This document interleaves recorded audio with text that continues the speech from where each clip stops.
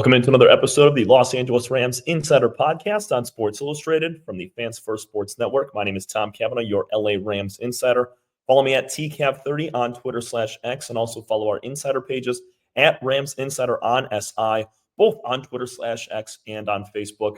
We're nearing closer to this Week 16 matchup on the road for the LA Rams at 8-6 currently. They're taking on the 4-10 New York Jets. Now, a very, very winnable game in a big spot. This Rams team currently sits in first place in the NFC West, 8-6, as we mentioned. So are the Seattle Seahawks. But the tiebreaker goes to the Rams, considering they beat them back in Week 9 in overtime. But you want to get another win here to separate yourself.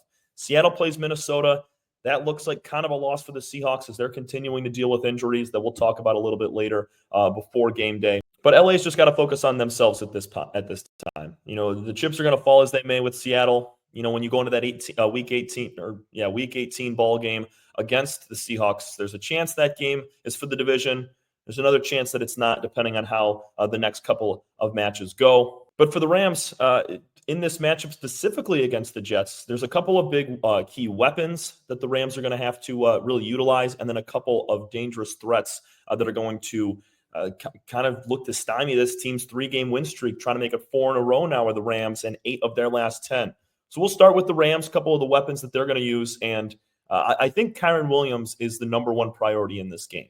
He's rushed for over 100 yards in 2 of his last 3 games. He carried the ball 29 times in back-to-back games, both against Buffalo and San Francisco. In that Niner game, yet it was on the West Coast. It was rainy. It was a little bit chilly, and he was used a ton. They needed him. They counted on him in that game, and he came through. Similar situation, except it's going to be between 16 and 24 degrees. Looking at the forecast from today, it's a low of 16 and a high of 24, maybe some flurries as well. So this Rams team, I know they went and played New England about a month ago, but it was not even close to the same sort of weather that they're going to have in this game.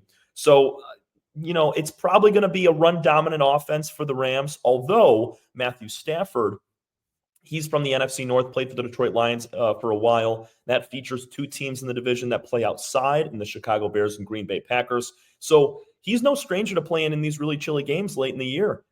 Stafford's going to have all the confidence in the world to sling that rock all around the yard. But having Williams, you know, be able to establish a good run is going to be key, because the Jets have a great pass defense. Their pass rush is solid. They have a couple of guys that really stand out. And then also their secondary players, despite only having 4 interceptions on the year, they play blanket coverage, and they've really posed issues for opposing offenses when they try to sling. So Williams, if he's able to get anywhere from 75 to 80, 90, even maybe 100 yards would be great.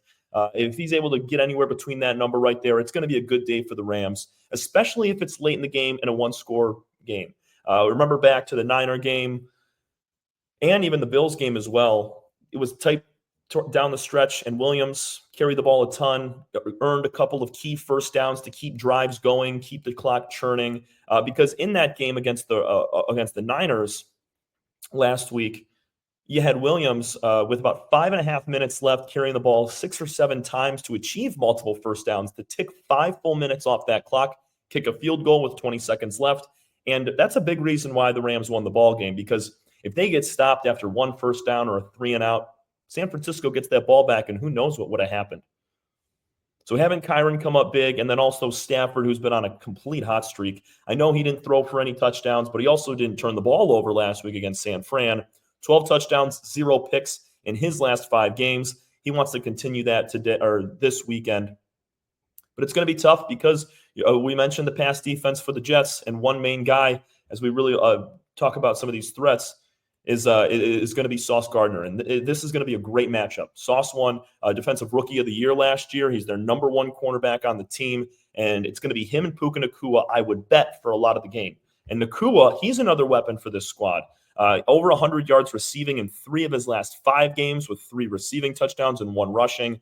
Nobody's playing better than Puka Nacua right now at the wide receiver position in the NFL, and it's going to be Stafford and Puka to really work. I know Cooper Kupp, he's always good for about 80 to 90 yards and a touchdown as well. So Kupp's another huge threat, but it's really going to be the matchup between Sauce Gardner and Puka Nacua and how that works out throughout the ball game. Sauce, so far this year, he just actually got his first interception of the season against the Jags last week, but he's total over 30 tackles, and he plays incredible coverage. one of the toughest, best cornerbacks in the league at such a young age in just his second year. So throughout that whole ball game, I think Sauce might switch on to Kupp once in a while, but I'd see that being the biggest matchup between Puka and Sauce. And Gardner really poses an issue. And then also another huge weapon that we got to talk about is future Hall of Fame quarterback Aaron Rodgers, coming off a 289 passing yard, 3-touchdown performance against the Jags. Offense starting to click for New York, and he's recorded 23 touchdown passes and 8 interceptions this year. Not terrible at all. I mean, Rodgers coming back from that nasty Achilles injury that he had last year in the first opening game, just on the 4th play of the season. He's worked all the way back this season, was hoping for a little bit better of a result. Instead of being 4-10, would have loved to be a playoff contender in his first full season back. But, you know, it's been a rough go for the Jets this year. They have the talent and the pieces around them. They just haven't been able to put it together and achieve wins. But that doesn't mean that Aaron Rodgers can't go crazy for 250, 300 yards on any given Sunday. Rodgers thrives in the cold weather. I mean, he played in Green Bay for a handful of years, so he's very, very confident and capable of finding Garrett Wilson, finding Allen Lazard, Devontae Adams, all across the field in chilly temperatures. So watch out for Aaron Rodgers because they're going to need to find some sort of pass rush on him. We know that Aaron does a really nice job, even though he's not the fastest runner. He's able to really be aware of when the pass rush is coming, flush out of the pocket, delay a play for a couple extra seconds to let his wide receivers get open, and that's going to be the key.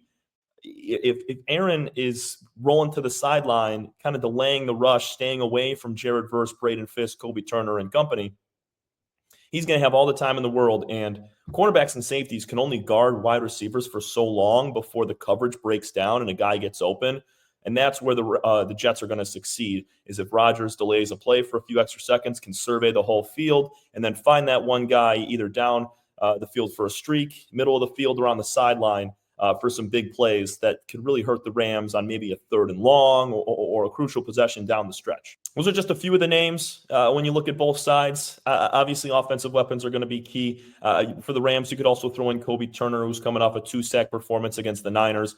He's going to be a big piece as we talk about the pass rush, getting pressure on Rodgers. Jared Verse, the rookie, he's trying to go for Defensive Rookie of the Year. So you got 2 top defenders from Sauce Gardner on the opposite side, to a guy in Jared Verse who has been sensational this season. That's going to do it for us here on the Los Angeles Rams Insider Podcast on Sports Illustrated from the Fans First Sports Network. My name is Tom Cavanaugh, your LA Rams Insider.